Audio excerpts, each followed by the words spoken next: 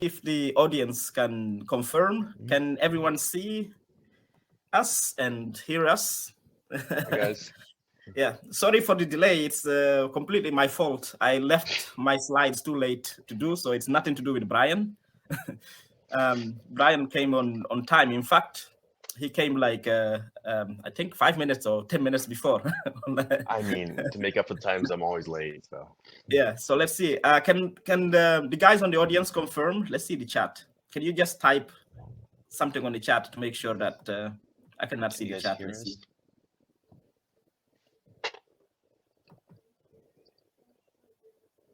All good. Okay, yeah. So we have our friend Dimitri. All good. Okay, so welcome to this session on about the upcoming course on category theory.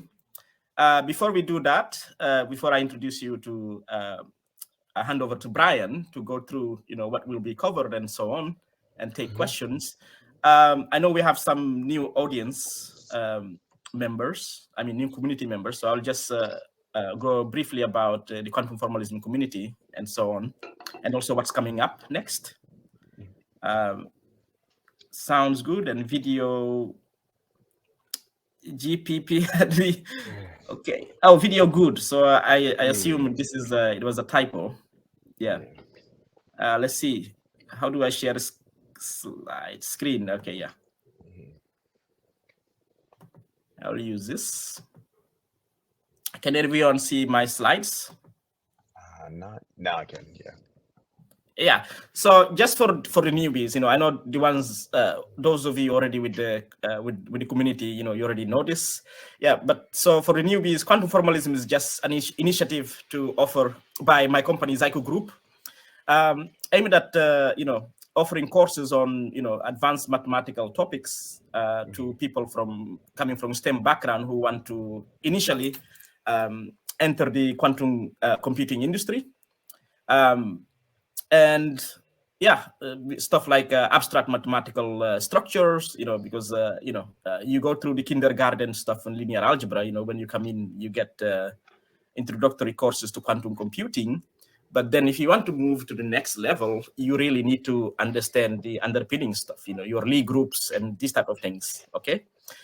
So the target audience for us, is the sweet spot, if you will, is either people aspiring to come into the industry, so they have some sort of, they are like a professional, they are some sort of coming from STEM background, or existing people in the quantum computing community who already, in the industry, already working there, but they still want to be exposed to, abstract structures, because they find it as a useful toolkit, or they didn't have time, the chance in the past to be exposed to these things. The ideal so far, I guess this is something that we'll talk with Brian to see whether this also holds for the category theory course, but I assume it does hold in a way. So far, our course is the ideal prerequisite, really. The ideal sweet spot for people to take the courses is really, university level mathematics, to be exposed like first year undergrad, something, something like that. For example, say for example, calculus or, applied linear algebra. I'm saying separating, using the word applied to split it from the linear algebra, the pure mathematician style. So by that, I mean, you will learn how to you will have the basics of vector spaces, you will know how to, multiply matrices, this type of stuff. Yeah. So the reason for why this is useful is because a lot of these abstract structure you get exposed through us, you already came across their properties without actually knowing it. For example, if you know how, for example, you take in linear algebra, you know that certain matrices, you can, they have inverses, but you might not know behind it there is a group structure. So it makes it much more easier if you have already encountered some of the properties underpinning these mathematical structures without knowing, because then suddenly it's like it becomes like a big revelation for you. That's why. It doesn't mean that people who haven't been exposed to university level mathematics are not welcome. Of course, you are welcome, but it will be an uphill battle. It will be a little bit more hard for you than if you had like an undergrad level mathematics to come to take our courses. Okay, so far, since we started the community, we have gone through 3 course series. So I did all of them. Yeah, so that's why I'm taking a long break from doing more courses. I'm inviting other people to do the other courses, not this because I have a lot of commitments elsewhere as well in the company and so on. Yeah, so we done the first course we ever did was something called Foundation Module, which really like cover like basics of set theory, basics of groups, and then we emphasize on like complex vector spaces, in particular finite dimensional Hilbert spaces. And then we went to matrix groups, some basics of quantum mechanics and this type of stuff. So it's really just, let's say, basic linear algebra, essentially tailored to quantum stuff.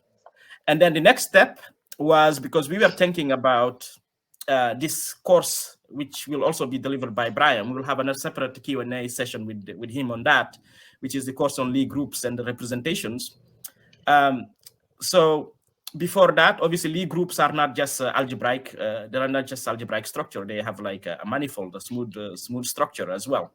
So for that, thinking about that, we did a course on topology and differential geometry, where we, went through point set topology, we covered metric spaces that led us to the metric topology, and then we went to topological manifolds, blah, blah, blah. And, we went to like, the basics of, what differentiable and smooth manifolds are, and we covered a bit of the notion of diffeomorphism, but only at the basic level. So all these crash courses are available on our YouTube channel. Yeah. So you do have the basics of, topological spaces, the basics of manifolds. Those of you in the community who have been with us for some time, so I expect you already, have something on this structure, which will be helpful in Brian's courses as well. The other course, which recently finished, is this thing on crash course on group theory. Where we covered, we started from very basics, semi-groups, we went to monoids, just for you to see how, having, starting from like the basic structures to see how other structures are layered on top. Yeah, so, and we also like, in this group theory course, we had some 2 talks on applications of group theory. One of them was on application to cryptography, because we talked about cyclic groups. In this particular, we focus on the discrete log-based cryptography. We cover the Diffie-Hellman key exchange protocol, for instance. Yeah.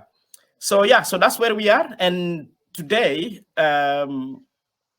will mark the start of a new chapter of quantum formalism, because so far you've been all these things have been from a set theoretic point of view.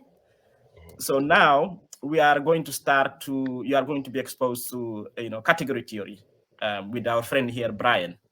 But before I hand over to Brian, Brian's course, just an announcement. We will come back to this again over the next coming weeks. So after the category theory course, Brian will do another course on Lie groups and representations. And then we will have first a mini school on quantum machine learning. In particular, there's this emerging subtopic of it called geometric quantum machine learning, which has Lie groups all over the place. You will see what I mean. So we'll have some. I already have someone in discussion with someone. We are working on creating the curriculum for that, so we can have it. Will be like maybe 2 or 3 weeks mini school. And then it will conclude probably with people doing some project or something in order to get the certificate. Yeah, so that's it. I will hand over now to Brian, and Brian will go through the stuff related to category theory, and then we will take any questions. And by the way, if you have any questions, you can just feel free to ask. I will monitor the chat, Brian, so you don't have to. Okay, sure. Yeah, so okay. The floor is yours, Brian. Thanks. So my name is Brian.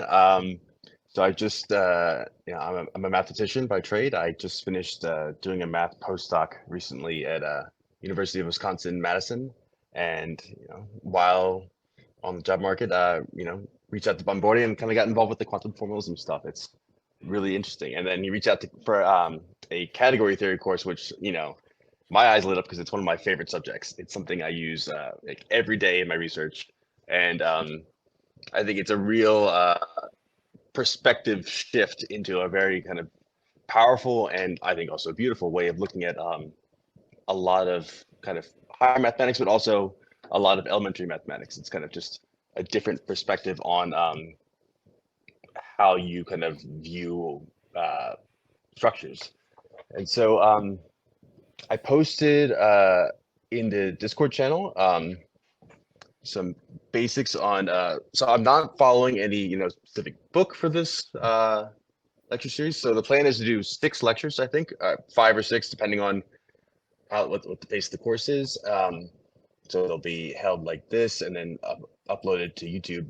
So it's okay if you miss it. I know people are coming from all over the place, so that's totally great. And then the plan is also to have like every other week a like virtual office hours / problem session where either in the Discord channel or on what is this, Crowdcast, where we can just kind of talk our way through these problems, because I think while it is a really useful kind of framework, it's also kind of notoriously abstract. It's often like affectionately just called abstract nonsense, which is not an insult internally, but so you can really kind of get lost in the sauce if you're not really working on having a ton of examples. And so one thing I mentioned in the Discord channel is that so ideally it's a kind of category theory is usually maybe something you're exposed to, unfortunately, maybe like at the grad school level or at the end of undergrad, because the traditional opinion is that it's most useful once you've seen a bunch of different kinds of mathematical constructions. You've seen linear algebra, you've seen a little bit of abstract algebra, maybe like group theory, ring theory modules, and you've seen some extra topology from maybe topological spaces, metric spaces, functional analysis. So what category theory ends up doing is it's like an organizing principle to treat all of these different genres of math under a unifying framework. So part of the power is the actual language of category theory isn't itself too difficult. Briefly, a category is just a collection of objects and a collection of arrows between those objects. So it's not like a really technical thing. It's just what that thing can represent, what you can consider as a category is really interesting. So you don't need necessarily all those background things. You can really be introduced to category theory at pre-college for sure. And there are a lot of great textbooks that do that. I might actually throw this into this Discord channel as well. There's a couple by a really famous category theorist, William Lauvier, who's a giant in the field. For those on the thing, just one thing, I will just share the Discord. If you are not on the Discord, here's a link to join the Discord. That's where Brian already shared some of the prerequisite resources. I will also email people as well, the stuff that Brian shared. Yeah. Here, I took a screenshot of that thing, so I can also maybe put that in the somewhere if it's. So this is a screenshot of the text I added. So a couple of these books are free. So especially, I really recommend the book by Emily Reel and the one by David Spivak. They're really kind of huge figures right now who are really pushing for like an applied category theory framework. So you'll see it applied to computing, natural language processing models, a lot of other interesting things. Like Spivak's book, Category Theory for Scientists, is kind of a interesting little thing that is really like built toward being applied, despite it being such an abstract thing. And then there's a couple other textbooks that I personally really enjoyed. Algebra Chapter 0 is a book it's an abstract algebra textbook, but the entire outline of the book, that each section is still kind of presented in the context of category theory. So you're seeing like a category of groups, a category of modules, homological algebra from a categorical perspective. So it's like a usual abstract algebra book, but you're kind of being exposed at a low level to this categorical perspective the whole way through. And then there are two other books near the end here that are far more advanced in totality. But their first few chapters are actually really, really great expositions and introductions to category theory. That's sheaves in geometry and logic. And then a categorical analysis of logic. So the cool thing about this is, suddenly we're introducing this framework where I'm talking about the same language that can talk about vector spaces, sets, groups, monoids, topological spaces, propositional logic. You can talk about different logical systems. You can talk about geometry and logic at the same time. Turns out this is the same language. So this is already kind of, just by reading the titles, this is kind of giving you an idea of the scope of what this topic is. So that's a brief outline. And then of course there are many other books. At the very end there, I kind of shamefully included a link to my math blog. So when I was teaching myself this stuff many years ago, I was, the way I learned best was writing a blog. Like, I'm teaching myself. I'm writing a lecture to myself. So that was my blog. So my name is Brian Hepler, and so my math blog is Brain Helper, where you just switch 2 letters. Right. So anyway, so those are the references. I've got plenty more of any of those you don't like. Feel free to reach out if you can't find those. No, these are great references. They have like, I was joking to the audience. I was telling Brian my first exposition to category years ago with Sanders McLean textbook called Categories for Working Mathematicians. Do not touch that. Yeah, it's like McLean is teaching you category theory as if you were a copy of him. So it's definitely like, the audience is working mathematicians. So it's not a bad book, but it's certainly, it's a dense book. It's like learning to read by reading Shakespeare first. So we're talking about how broad this field is, but we have such a brief time together.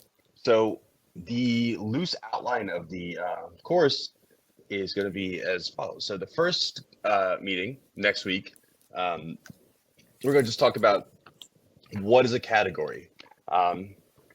This is it'll take me 5 minutes to tell you what a category is, and then 55 minutes of examples for you to walk away and maybe care a little bit about it.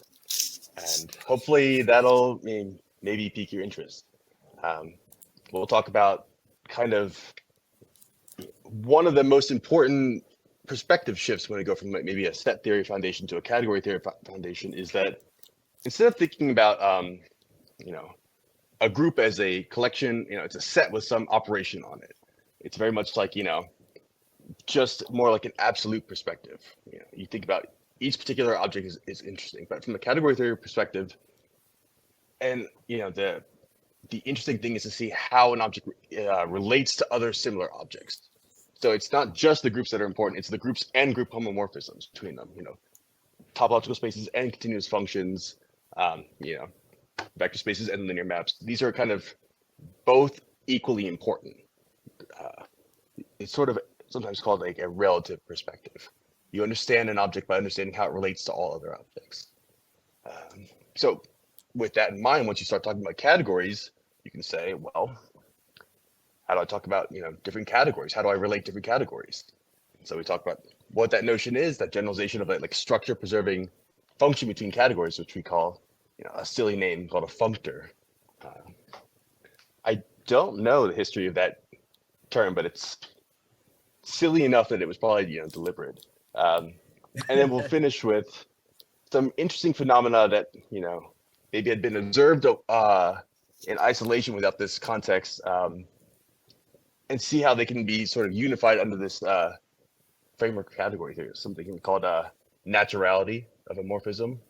Sometimes you'll see colloquially when you read a math textbook or you're at a math talk, people will say, "Oh, this is a canonical morphism, or a canonical function, or a natural morphism." Um, when I was an undergrad, someone just said, I asked, "What does canonical mean? What does natural mean?" And they just said, "Well, it means I like it a lot." Um, or sometimes you'll say, it's a function that you can specify without having to make any choices. It's like the best possible choice to do something. And we're going to abstract and kind of identify what we specifically mean by that best possible choice a function. So category theory, as we'll see, is really like an organizing tool. When you have a bunch of things kind of, moving around and you think that they're all kind of related, category theory is usually a good framework of organizing, what kind of collection of structures are these things? How are they related? What category do they live in? What properties of that category do I know about? So after we do that, we'll go into kind of slightly more advanced topics. We'll talk about something called universal properties of objects, and something called the Unetta lemma, which is it's one of those things where I think I'm gonna probably carry on the tradition of light hazing with this and make you guys prove that. So it's one of those things where everyone has to prove it by hand once, and then you know how to do it forever. It's a great exercise to kind of chew on. It's really easy to do, but kind of very enlightening for its implications. And so I mentioned this thing called universal properties and maybe canonical things. So this is sort of axiomatizing what I mean by, the best possible choice of morphism. Or, it's a way of kind of within this relational framework of studying objects, it tells you, how to make the best possible choice, of an object satisfying some given property. So for an example, say we have a linear function between two vector spaces. Take a matrix, from Rn to Rm. What is the kernel of that matrix as a vector space? So we can, we can define that we got some matrix. We can say, it's the null space of that matrix. So what category theory would kind of turn that on its head and say is that, well, the kernel of that matrix or the kernel of that linear function is, it's the biggest vector space that factors through that, that is sent to zero under this linear map. So it's the biggest subspace of my domain that's sent to zero under this map. So it's sort of like not necessarily specifying the exact set of things. It's saying any good idea of a kernel would have to satisfy at least this thing. And the kernel is just the biggest one of those. So we're going to specify what that means. And then we'll go into, in the third class, a topic called limits and co-limits. I really don't know why they had these names, but what this is just doing is a very innocuous name that encapsulates sort of all separate constructions you've been doing in different subjects. So direct products of groups, direct sums, tensor products, hum functors, disjoint unions, all these different kind of constructions for maybe topological spaces, sets, vector spaces can be organized under this single kind of operation called limits and co-limits of objects. So this is, maybe I'll bring up that page where I'm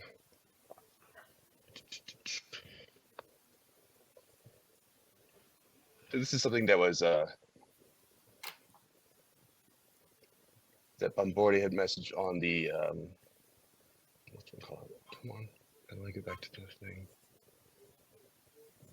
Yeah, Crowdcast sometimes have this thing. Even me myself. So, oops. Yeah. So in the meantime, George, welcome back. I forgot to bring you on stage before we went through. So George is one of the most active and earliest community members. Good to see you again, George. Good to see you, Bombordi. Nice to meet you, Brian. Yeah, you too. Yeah, good to meet you. Sorry, I was referencing this, this post you had made, and I realize now that the audience can't really like see it, so it's hard to keep it all in their head at the same time. Yeah, no worries. So these are sort of the, pillars of having a good foundation on, getting started with category theory. There's far too much to talk about in just 6 classes or 5 classes, but this gets you started to kind of go forward into whatever other little subfield you want to go into. So this last thing I have, and beyond, where this is supposed to be, maybe we'll take 2 classes to just go through a bunch of applications. How is this actually used, in like current research? What does it look like? So I mentioned I use category theory every day for my work. So my research is in like algebraic geometry and algebraic topology. So I study certain categories of objects living on complex manifolds. So usually some kind of algebraically defined collection of objects that sits on top of some complex manifold, and use the algebraic properties of these categories to tell me about topological data on my space. So the interplay between these two things is essential. It's sort of, this dictionary is the entire power of what let my field exist. So I'd love to talk about that maybe at some point. So this is, we have some applications to algebraic topology. So originally category theory was invented because of certain problems in algebraic topology. I think, was it Steenberg? I can't remember. Eilenberg and... Yeah, Heilenberg, definitely, I think. Yeah, Eilenberg, yeah. It's one of them, yeah. The classification, Eilenberg and MacLean. MacLean, I believe, yeah. They were trying to abstract some of the different theories that had come up in topology of mappings between spaces, and trying to organize these different theories and found an axiom. It's homology theory, which is a kind of space, and there's mappings between them, as you said. And the initial idea of Eilenberg and MacLean was to abstract that from the nuts and bolts of topology and define what a general homology theory could be. And then it was realized that this could go beyond topology. Yeah, and now it's taken over many branches of mathematics. Yeah, absolutely. It's really proliferated. And one thing I want to mention, I was talking backstage with Brian, is we will have a course on software verification, and there will be an emphasis on functional programming, and there will be a thing on applying category theory to that. So this is one of the things that this Brian's course will be a basic prerequisite for that.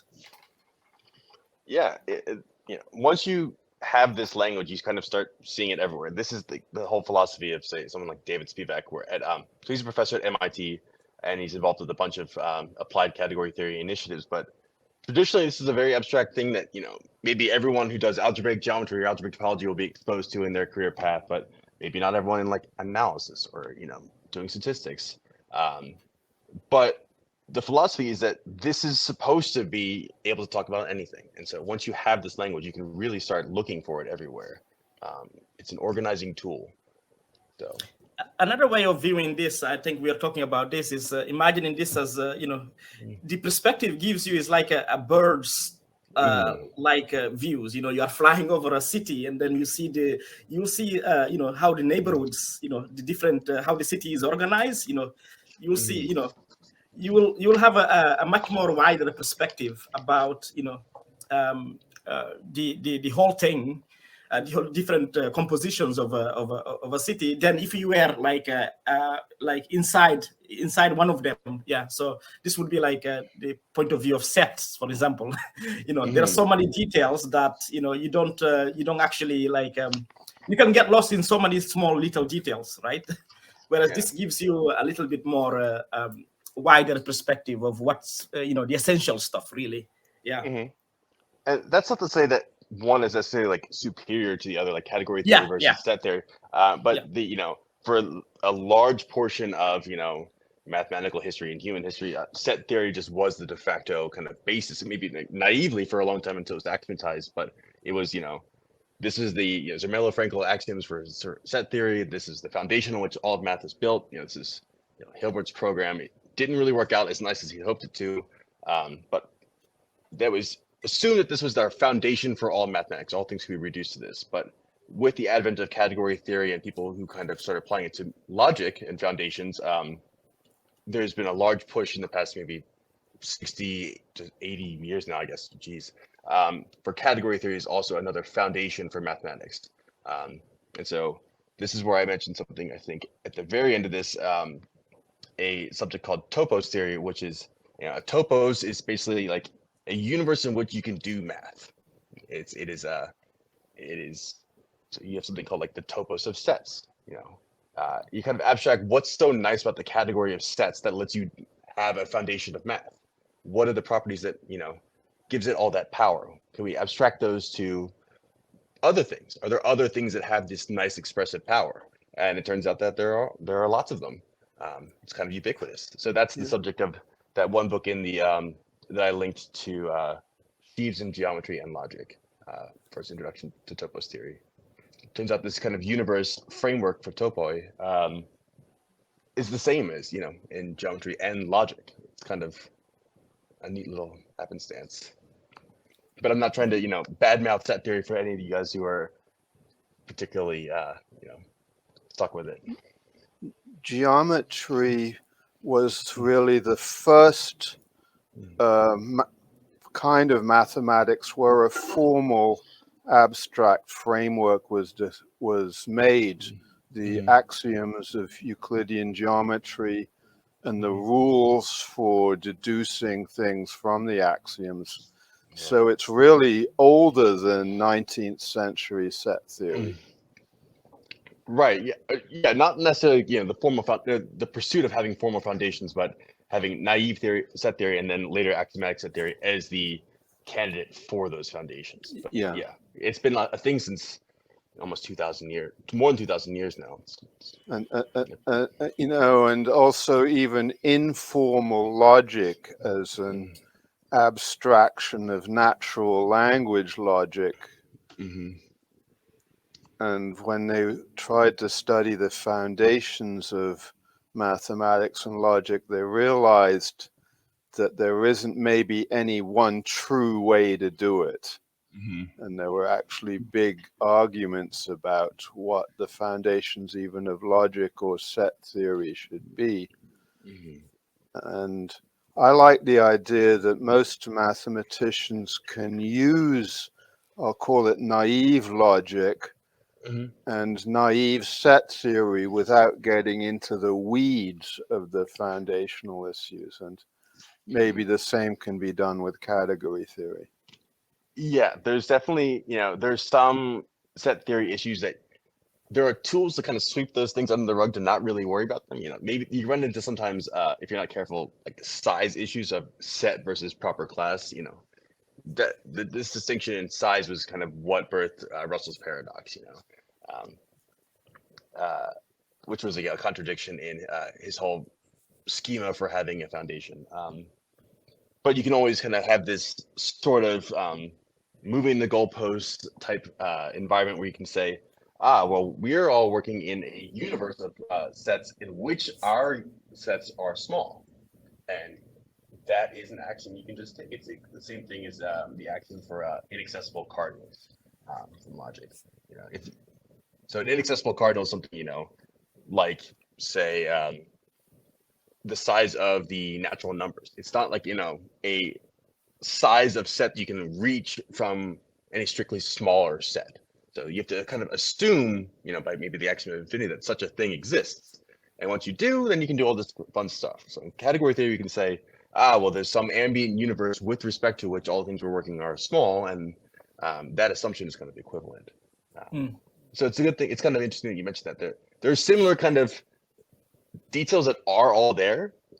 for maybe the experts who are working in that type of thing, but there's a really kind of nice way for you just to not worry about that if it's, not. Barry Bird has a question on the chat. All right, let's see. Mm-hmm. I cannot see. What's the question? So I guess, so Barry says, I've heard some people say that category theory can replace logic as a foundation for mathematics. Since I don't know category theory, I don't understand how that can be. Don't you need logic to think about categories? So we should maybe separate the process of, deduction from the language formally in which that process is written.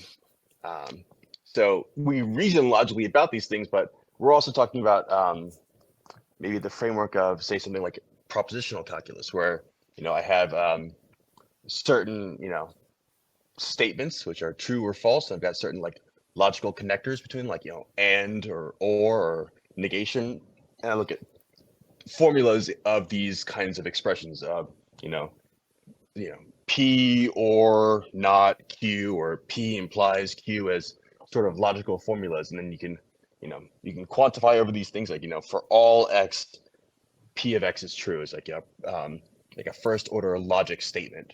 So we're not talking about necessarily like the process of reasoning. We're talking about how you express that theory, I guess.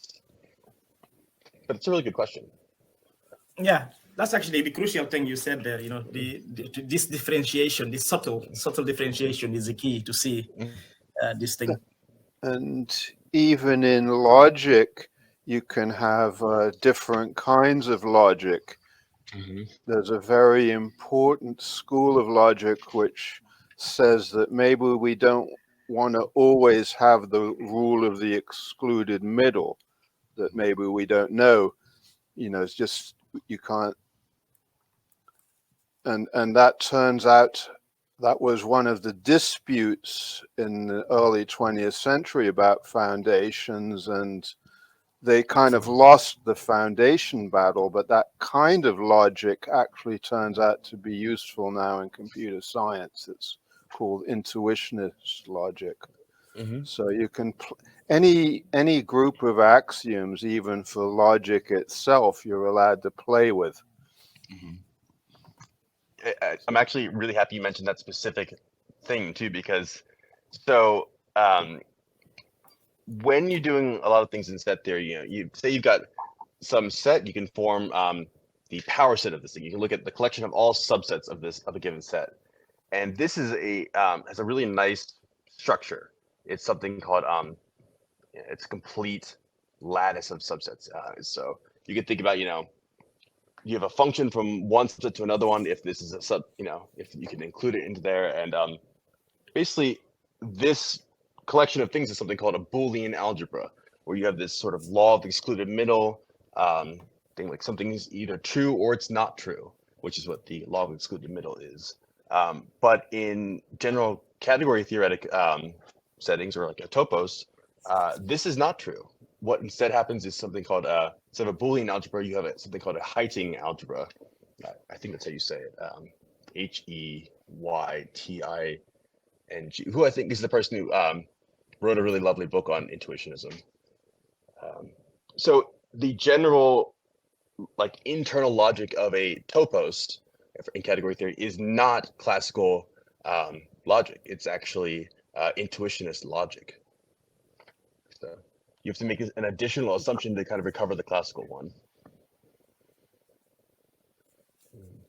And we've kind of done a little of that, those of us who did the group theory course, where you can expand and contract the axioms. So a semi-group or a monoid doesn't have all the axioms of a group.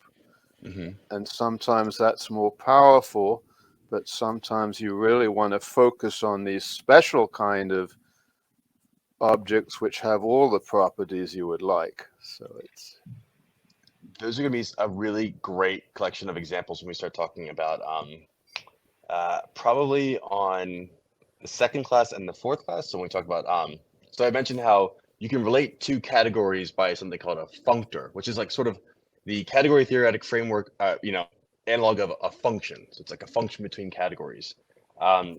So in this case, what you're saying is, say I've got a group, which we know, in the extreme case, we know this is the same thing as a set with some operation, again, to satisfy some properties. But, it's a set also. So what you can do is take any group and just forget the operation, and it spits out some set. And, if you take some group homomorphism and just forget the fact that it has a product structure, it's just a function between sets. And so what this actually does, by forgetting the structure, we now defined a functor from the category of groups to the category of sets. We can also kind of go backwards. For any set, I can form the free group on that set. This is a nice, really operation. Maybe in linear algebra, you can always form the free vector space on some basis. This is a really common thing you do. And whenever you specify a basis, take linear combinations of all the base elements and you recover the whole space. This is an analogous thing for group theory. And so this is sort of, in some sense, like inverse of this forgetting group structure functor. You can take a group, forget its structure, and get a set. You can take a set and kind of give it the most structure and get a free group. And somehow we can have this powerful relationship between these two kind of processes. And there is a special name for that, forgetful. It's called a forgetful functor, yeah. Yeah, exactly. And this is why I was saying mathematicians are actually very clear. It's like what they say, it does what it says on the tin.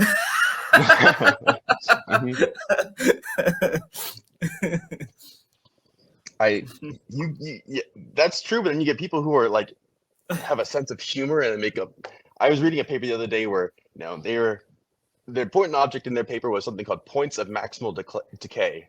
So it's like POM, points of maximal, it was like POMS or something. So the abbreviation was POMs. So we're gonna call those things apples. For the French word for I'm like, and this was a published paper. I'm like, I can't believe the referee let this happen. But that's, for example, tropical geometry is a really, hot branch of mainstream mathematics, but tropical just means it was invented in Brazil. That's, there's nothing to do with the tropics. So yeah, it does what it says on the tin, but sometimes the tin is like a joke. Yeah, shoots you out have to snakes. be very, very, very careful with the language in a way. It reminds me of something else I heard a couple of years ago. One guy talking about complex Hilbert spaces. So he took the word complex in the literal sense, and he replaced, I think he just copied the paper or something, and he replaced complex Hilbert spaces with complicated Hilbert spaces. I love that.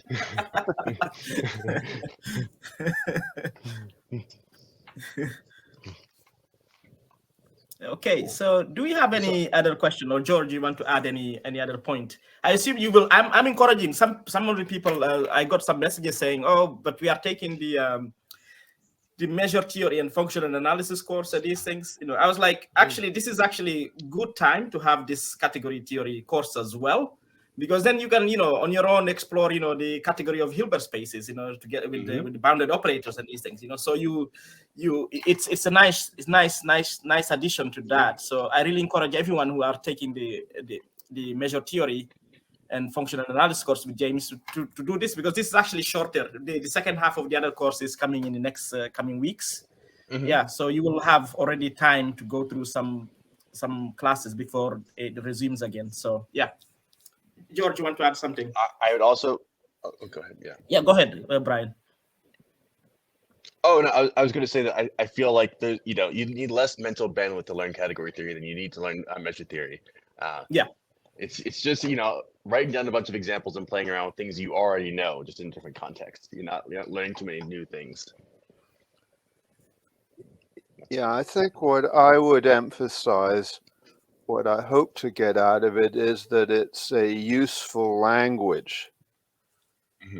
In the same way that we're fairly comfortable with using set theory without being experts in set theory, that maybe we can just be able to use category theory to talk about mathematical objects. Right. Like otherwise, it's sort of what's the selling point? You know, you can just do it a different way, but if it's not useful in its own right, that can do new things without the same kind of overhead, then right. So that's something I want to also kind of emphasize too. It's a really good point. Okay.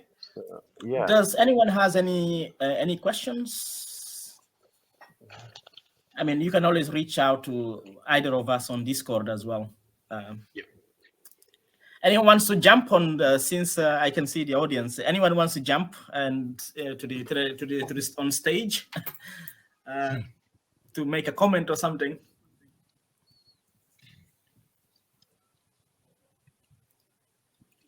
So No. I got one question. So for the previous classes you've done, how do you you know, do you like give people exercises to do, or you know, I wouldn't call it really like homework really, because you know, everyone's an adult, I guess, but it's, you know, but yes, do you like post them on the Discord channel, or do you post them on somewhere else, or where should I start like putting notes and things?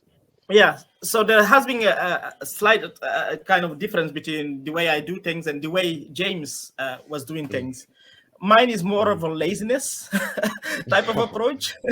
So what I tend to do during the sessions is to give what I call, you know, home challenges, you know, and these things. And in each session, I have, you know, a bunch of them, quite few of them, you know, for people to try to solve. So the deal is, if they cannot solve it or they have difficulties, and then they ping me, but first they need to try to solve it themselves, and they need to show me like you know, they try to do it so I can actually give them a solution. And also I encourage the community members to they themselves to set up study groups. George actually has been the one who's been leading on some of the study groups for our past course, for instance, you know, where they go through the challenges, where they try to solve it and then share it. So essentially I'm trying to, you know, make them like force them, as rather than just giving a homework and then pushing like the challenge, because people can easily be like you know, okay, say, okay, I'll just wait I'll just wait for the solution to come out and not make any I'm not saying that's the case for everyone, but just encourage people to just go and think about it, at least, even if they cannot solve something, or you know, just the act of thinking is a good thing before I actually give a solution, or someone else. I encourage actually other community members also to try to help before I jump in.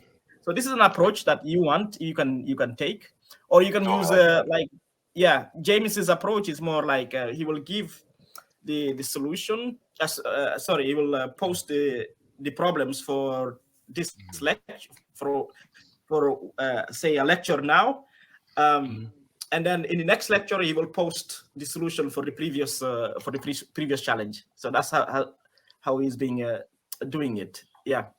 No, I think I'm definitely more flying by the seat of my pants as I lecture, I guess. So I like to do exercises in the same way, where, you know, as a test of making sure everyone's kind of following along where we are. So, you know, I'll leave out like, you know, an important step of a proof and say, like, that's what you guys have to figure out. You know, you prove this converse, or, you know, what, like, does this thing form a category? Is this not? What modifications you have to make? Give me 3 more examples of this structure other than the ones I gave. Yeah. But I can also just like scan my notes and put them in the channel as well, so people can see them outside of that. Yeah. What I will do, we'll create also a repository on GitHub for the lectures. So in case they, you know, we have any resources there to post, like if you scan something, because sometimes things can get lost on Discord. So at least in the thing as well on GitHub, I'll create a repository for the category theory course and add you. Yeah. Perfect. George, you want to say something? Yeah, I just wanted to say the thing about problem sets isn't to have a perfect solution beautifully written up in script and the formulas just right and everything. The important thing is to struggle with it, not to be afraid of making a mistake. If you have make a mistake, you know, a plus or minus sign or a wrong implication or something, that's like an indication that you need to work a little harder on that piece of the problem. And you shouldn't be afraid to come to somebody else in a problem session, or if the instructor has office hours and is willing to help, or to find a friend in a coffee shop, any way that you, without fear, can say, I got this far, but I'm stuck. And if you're on the own, you can talk to your cat or dog or even a rubber duck, and the rubber duck will look at you and you'll say, oh, of course, thank you, rubber duck. That's where I went wrong. That's eerily similar to what I do when I write my notes. I write it as if I'm speaking to myself. So I think that's a great point. I think it's important to remember that this stuff isn't trivial. No statement in this thing is like obvious, and even if I say that, it doesn't mean it's like a literal trivial thing. It means like this is an appropriate level statement for this material, and so it's okay if you don't immediately know how to start it. That is expected. I'll even tell a little story. One of the greatest mathematicians of the last century, Grothendieck, worked on very abstract algebra that was still related to ordinary numbers, prime numbers and products. And somebody once asked him, he would talk very generally about prime numbers. Well, can you give a specific example of a prime number? And he said 57. And nobody holds that against him. He's still considered the greatest. It's the right way of thinking about it. I think it's important at this level to struggle. And unfortunately, it's one of those things where it's sort of like once you struggle and then you figure it out, it's like, oh, I couldn't imagine how that wasn't true. There's sort of, a very discrete jump from impossible to understand to completely trivial. Revelation comes in, yeah. Yeah, learning happens in very discrete jumps. So obviously you can come to, ask us for help, but struggle a little bit first. It's good for you. I think that's basically all I wanted to say, but of course, if anyone still has questions and stuff. Okay, let's see. I know we are actually on time on the thing that we schedule, unless somebody wants to.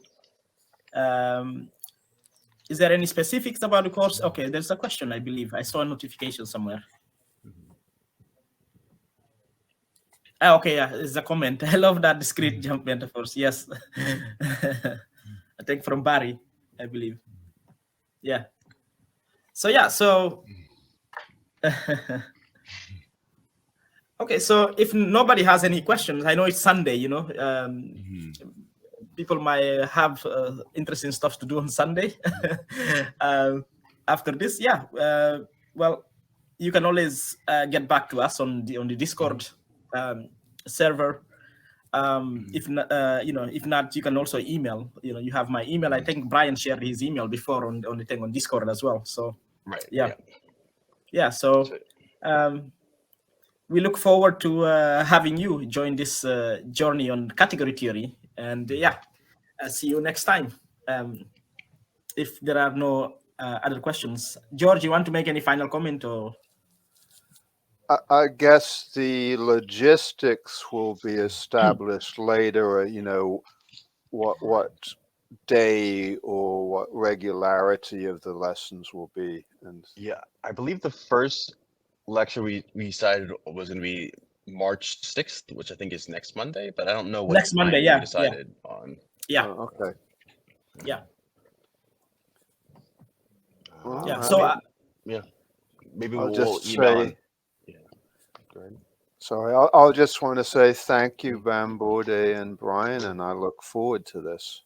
Thanks. Yeah, it's great meeting you, and thanks, Bambode, for inviting me. This is a pretty cool initiative and group you got here.